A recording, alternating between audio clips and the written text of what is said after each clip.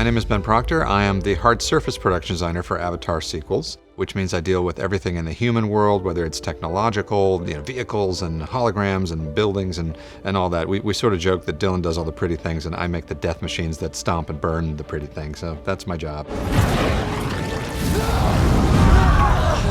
I do a lot of studying of real technology, real military technology, and trying to make these things have the same verisimilitude in the world of tech that, of course, all of the amazing organic and creature elements have in the world of biology and everything else. So we're all working together to make the Avatar world feel like a real place that could exist in our near future. So I came to Avatar in 2006, I believe. I heard that Jim Cameron was making a sci-fi movie, which for my spidey sense as a nerd science fiction designer was like the best news I could ever hear in the world. And who the hell's making it and how can I get on that project?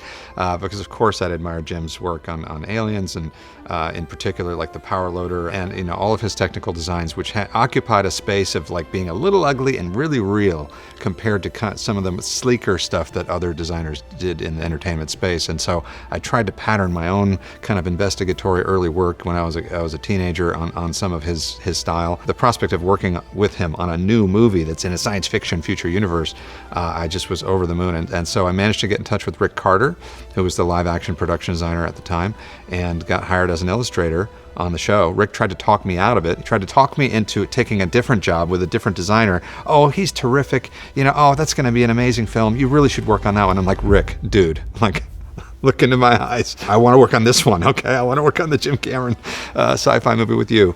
Was lucky enough to end up with our concept art director credit alongside Dylan and Seth Engstrom. We all got this kind of like slightly fancier illustration credit on the first film. Dylan and I had both gone on to do production design in our careers, other projects, and so we kind of had a little bit of experience, enough to justify ourselves as production designers for the sequels, and the rest is history. And we've been working ever since on all these different films, including ones that haven't come out yet, all kinds of ideas of this broad story universe of Jim's.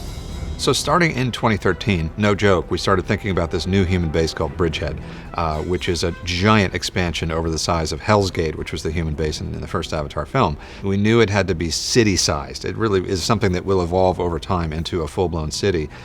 So it's, I believe, 6 miles in diameter for the core, and then 2 miles for the kill zone that's outside of it, in addition to that. We were thinking about it as an evolving entity in the design story all the way along, right? We kind of know where it's going. So it's not as if like we designed it and like, yay, we designed it, and then like, oh, Fire and Ash, it's got to be different. Oh, let's go back to the drawing board. We knew the whole time that it would have to have stages, right? Where it would look a lot more like a construction site in Avatar 2, and then you needed to see it pushed a little bit further in terms of more industrial installation in Avatar 3. However, not a huge amount of time has passed, so we had to restrain ourselves from making it too different. Avatar 2, we saw it as more like an aerial flyover type environment. It was about kind of scope and spectacle of like, okay, it's really big, I get it. Oh, there's construction, like it's a burgeoning new place. It's a future home for humanity. We had to sell the idea that it's kind of like almost like a Western frontier type town in a way, but of course in the crazy industrial brutalist language of the RDA. So the bridgehead that we see in Avatar 3, we're very much in the middle of the city. So we've all these different scenes, whether it's Jake getting brought in on the helicopter, and kind of doing the perp walk scene, as we call it, where he gets marched in front of people, or it's Jake's cage, or it's the whole Jake escape sequence, or it's Neytiri having a whole fight and an escape in the Ash encampment at Bridgehead.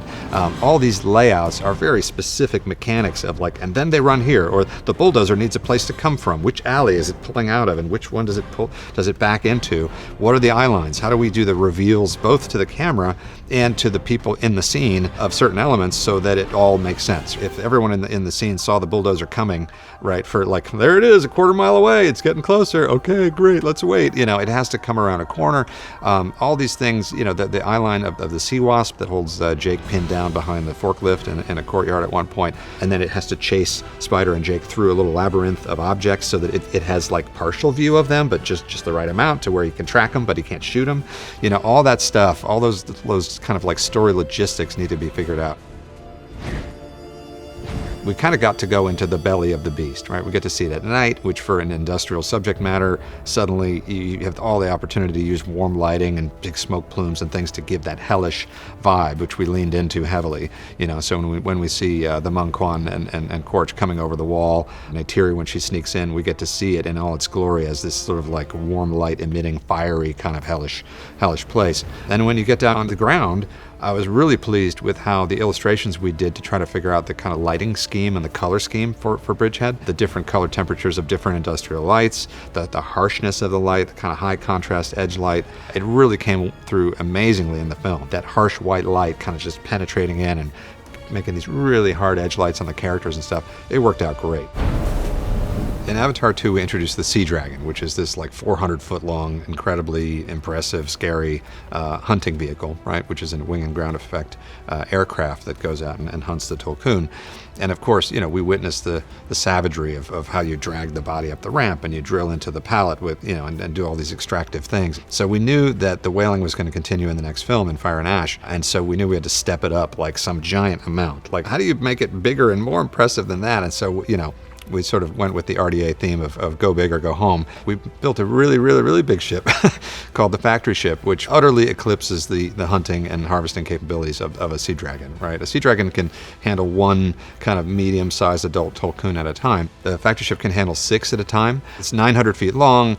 Instead of hosting just a few different boats and subs, I think it had 72 vehicles, I think, fit inside of it. So it's this like monster mothership for an operation of a completely new scale. It has side ramps, a front ramp, and an aft ramp, and the front ramp is deliberately wider so it can take the oldest Tulkun, right? It's just like the most evil but totally rational thing, which is that the older ones have lived longer and therefore accumulated more of the Amrita material in their brains, and so even though they are respected elders and they have the tattoos that represent their life stories and they know the philosophy of their clans and all these cool things, to the RDA they're just a big, you know, melon full of this thing that you want to extract, and so they go for the big old ones. There's even a line in the film, I think, where Scoresby talks about old is good, and we decided to take the motif of the red paint that I used on the inside of the Sea Dragon and just apply it to the outside. It's like, okay, red equals blood equals murder equals a creature. Let's use it on the whole damn ship. And what's cool about dealing with maritime technology in these films for me is I love the use of color in sci-fi. You know, very often we design things that are white or gray, and science fiction has that association.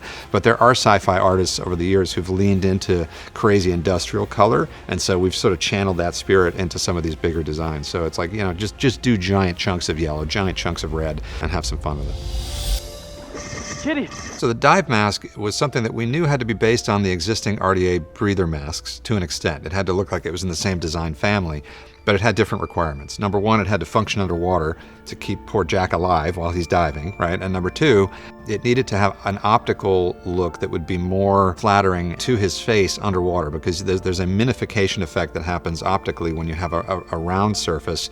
It just functions like a lens, and it just burp, and it gives him a little pinhead. And so if you look at the dive masks on The Abyss, for example, another Jim film, they had very planar surfaces, and the reason for that is it's the same reason, is that it's more flattering to put flatter pieces of glass in front of a human face, so you get less of that refractive minification effect. And so we sort of did a split the difference between, let's say, the Abyss type mask and an Avatar's type mask with the dive mask in terms of its shape. It was to some extent cosmetic, you know, it wanted to look like a next-gen, like better version of the mask. It's a little sleeker looking, a little less tubey and kind of round in terms of its detailing, but it was driven mainly by the functional requirements, right? So John Garvin, our dive master, had to work with the engineering team of the mask to figure out where you could hide the actual umbilical, because it's got an oxygen feed through a tube. It's not like Spider's wearing a tank or in some scuba-like way. It's a little more like a, you know, diving bell type mask from the olden days. Fiber optics for the interactive light from the little HUD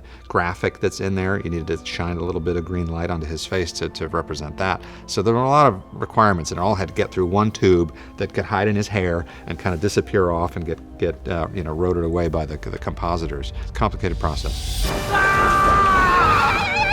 I think when it comes to the battle scenes, you know, there's sort of very different hats that we wear when we're approaching that, right? There's let's come up with some exciting visuals that inspire Jim and the whole team to think that that's a great little vignette. Like, ooh, that's a fun thing, that a way for an RDA guy could die as a Metcaina jumps out of the water on his or her creature and stabs in a specific way. So some of it is just that fun kind of like you're almost designing insert shots, you know, like, okay, this would be a great visual, like that explosion behind that character.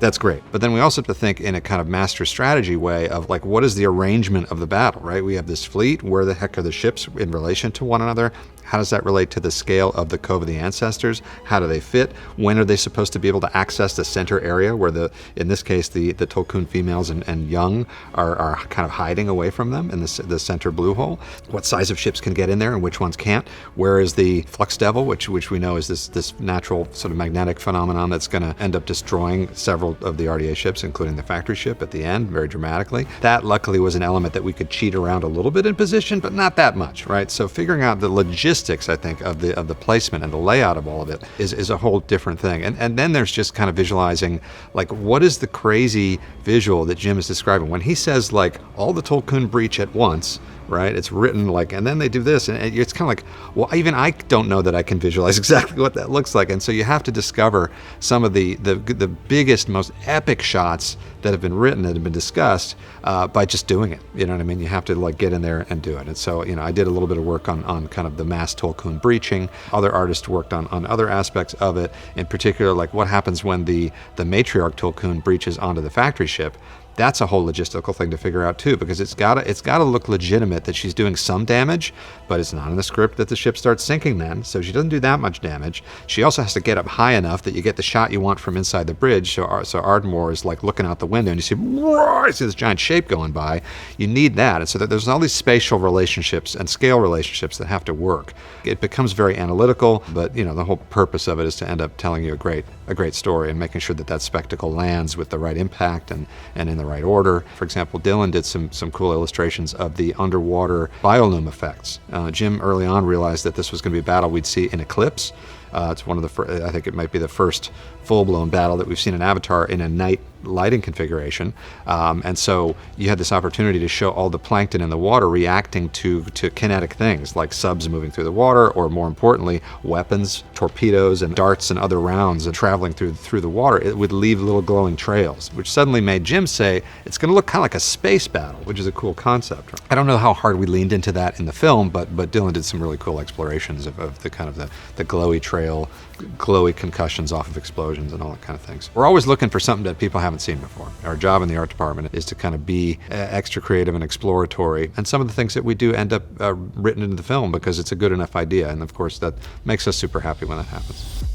We're so honored on Avatar to have the time and the mandate that we have from Jim to investigate the world of Pandora, the world of the technology, to the extent that we do, to where we've invested so much thought into it. Our hope is that the audience treats the world of Pandora and everything going on in the movie as if it is a real place, right? You're watching real events in some sense. I mean, that's our job as production designers, just like any production designer, to furnish a world for a story that has some credibility of some kind. Sometimes it's a stylized thing, sometimes it's very gritty and very grounded. Ours is a kind of grounded fantasy, I guess you'd say, where we're doing wild visuals, but they have to feel real. It has to feel like something that's actually going to happen. We're so privileged on this journey of kind of creative exploration to have like the most amazing art team. We have like some of the top illustrators on the planet. Jim would say exactly those words. I'll just treat it as a quote from him, but it's actually true. We're so privileged to have people that bring so much passion to work every day and kind of produce results that I think leave a lot of people scratching their heads of how the hell did you guys come up with that? And to know that Jim is always there to push us to be conceptually integrated and to make things make sense, but also to take some big swings and make some visuals that, again, no one's ever seen before. It's a privilege to be able to do that, and the team is incredible. If you want an inside look at the art process on the Avatar films, you have to go check out The Art of Avatar, Fire and Ash.